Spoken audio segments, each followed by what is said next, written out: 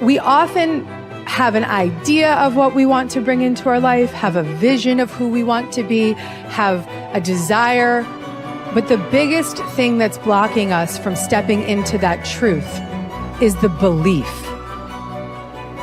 Now, if these negative beliefs are very strong in you, then how can you possibly create a loving, joyous, prosperous, healthy life? Somehow your subconscious beliefs would always be contradicting you and making sure you do not obtain your goals. I find that resentment, criticism, guilt, and fear cause more problems in our bodies and in our experiences than anything else.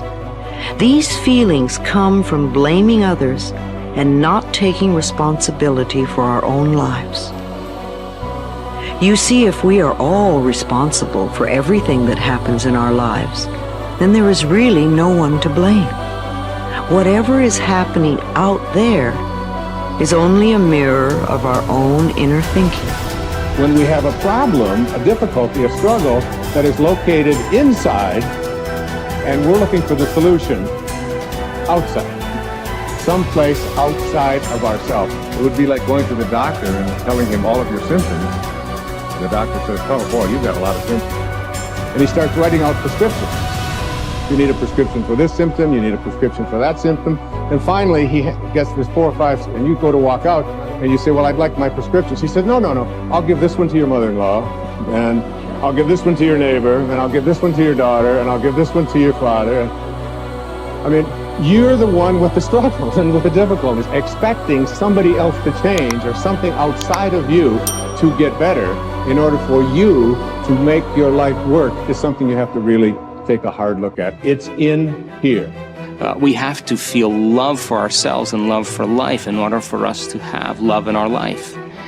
And so then to instruct people how to teach their body emotionally how that future could feel like before it's made manifest.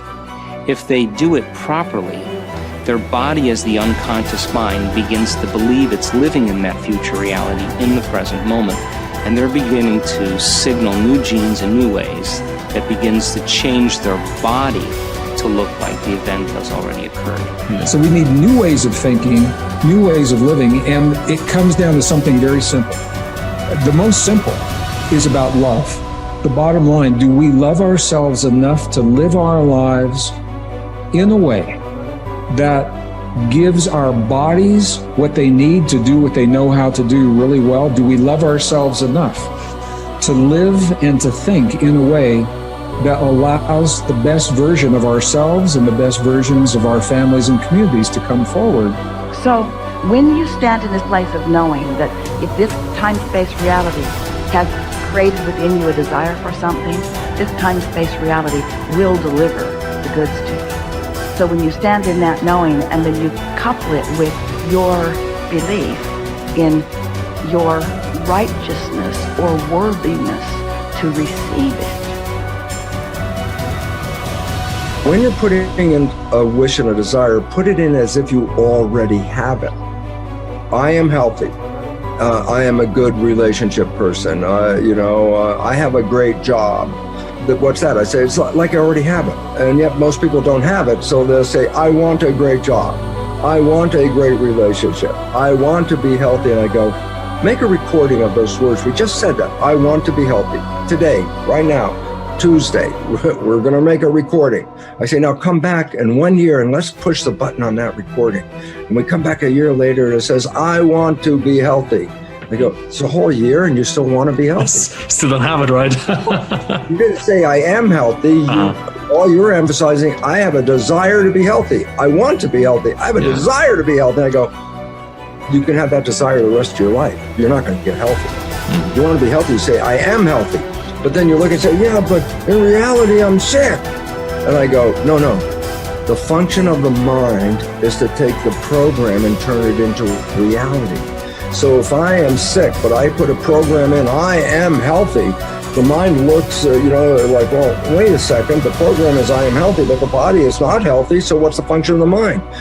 Create health in the body. It doesn't change the program, it changes the body. And so the idea is this, every time we put a program in, it has to be as if you already have it, in spite of the fact you could be dying of cancer. I go, I am healthy. It sounds kind of weird. And I go, don't worry about it. Just put it on I am healthy, because once it is a program, the function of the mind is to manifest it as reality. That's the part. And so my little caveat, you brought it up, I'm emphasizing it, and that was simply this, that whatever you're downloading, you have to say it as if you already have it. Because if you put a future tense on it, I will, I want, I say, if you record that, that means you will always want to have it. I will do this. You won't get there. So I just wanted to bring that in, because if we're making a program, then you must make sure it says as if you already have it, in spite of the fact you don't. Top people look for the good in every situation. They know that it is always there. No matter how many reversals and setbacks they experience, they expect to get something good out of everything that happens to them. They believe that every setback is part of a great plan that is moving them inexorably toward achieving the great success that is inevitable for them. If your beliefs are positive enough, you will seek the valuable lesson in every setback or difficulty. You will confidently believe that there are many things that you have to learn on the road to achieving and keeping your ultimate success. You therefore look upon every problem as a learning experience. Napoleon Hill wrote, "Within every difficulty or obstacle, there is the seed of an equal or greater advantage or benefit." With this kind of an attitude, you benefit from everything that happens to you, positive or negative, as you move upward and onward toward achieving your major definite purpose. There is a law of reversibility in psychology and metaphysics that says you are more likely to act yourself into feeling a particular way than you are to feel yourself into acting. What this means is that when you start off, you may not feel like the great success that you desire to be. You will not have the self-confidence that comes from a record of successful achievement. You will often doubt your own abilities and fear failure. You will feel that you are not good enough, at least not yet.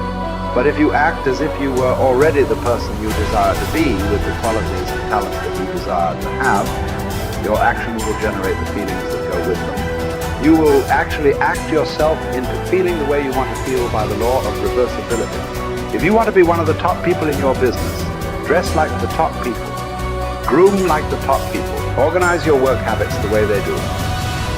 Pick the most successful people in your field and use them as your role model. If possible, go to them and ask them for advice on how to get ahead more rapidly. And whatever advice they give you, follow it immediately. Take action. When you start to walk, talk, dress, and behave like the top people, you soon begin to feel like the top people. You will treat other people like the top people do. You will work the way the top people work. You will start to get the results that the top people get. In no time at all, you will be one of the top people yourself. It may be trite to say fake it until you make it, but there is a lot of truth to it. Your main job in life is to create the mental equivalent within yourself of what you want to realize and enjoy in your outer world. Your focus must be on creating the beliefs within yourself that are consistent with great success you want to be in your outer world. You achieve this by challenging your self-limiting beliefs, rejecting them, and then acting as if they did not exist.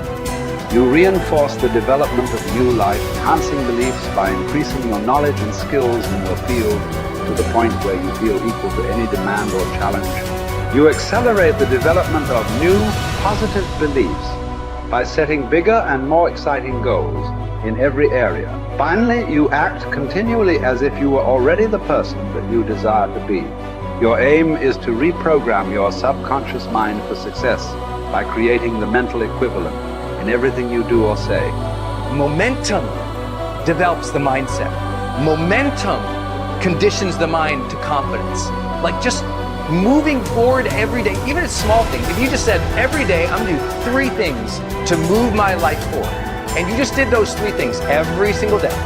Today I'm gonna do these 3 things to move my life forward. It could be sending an email, calling somebody, having that prospect meeting. It could be as simple as like, oh, okay, I'm gonna work towards this goal. I'm gonna finish this presentation. I'm gonna create this thing. Whatever it is for you, like do that thing. Maybe it's like, oh, today I'm gonna work out today. Great, you worked out. Your mind goes, I said I was gonna work out, I worked out. I developed a little more confidence because you were congruent with your intentions.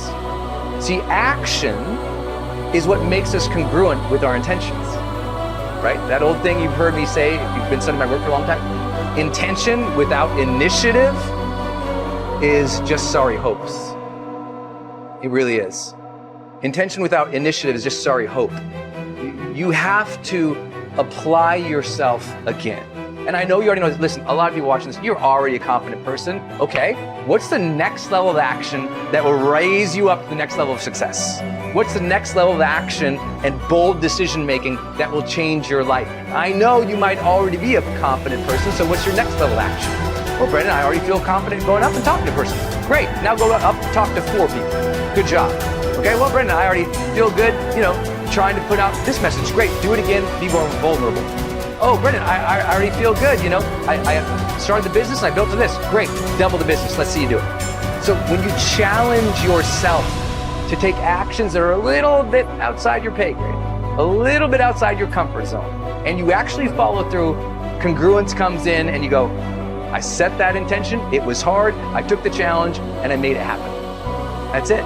That's really, truly it.